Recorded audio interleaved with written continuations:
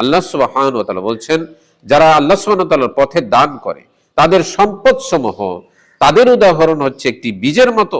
একটি বীজ থেকে যেরকম 60টি শীষ বের হয়, 60টি শীষ থেকে যেরকম 100টি দানা বের হয়, ঠিক তেমনি ভাবে একজন দানশীলের একটি পয়সা যখন দান করে তখনই তার দানকে আল্লাহ সুবহানাহু ওয়া তাআলা এমন ভাবে বৃদ্ধি করে দেন। পবিত্র কোরআনুল কারীমে আল্লাহ সুবহানাহু ওয়া তাআলা আরো বলছেন, আল্লাহু ইউদাইফু লিমান ইয়াশাউ, আল্লাহ যাকে চান আরো বেশি করে বৃদ্ধি করে দেন।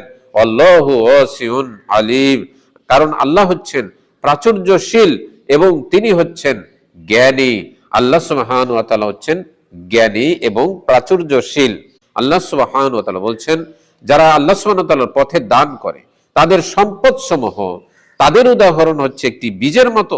একটি বীজ থেকে যেরকম 60টি শীষ বের হয়, 60টি শীষ থেকে যেরকম 100টি দানা বের হয়, ঠিক তেমনি ভাবে একজন দানশীলের একটি পয়সা যখন দান করে তখনই তার দানকে আল্লাহ সুবহানাহু ওয়া তাআলা এমন ভাবে বৃদ্ধি করে দেন।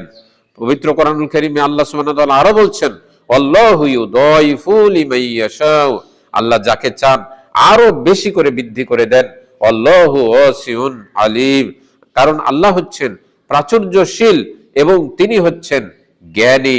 আল্লাহ সুবহানাহু ওয়া তাআলা হচ্ছেন জ্ঞানী এবং প্রাচুর্যশীল।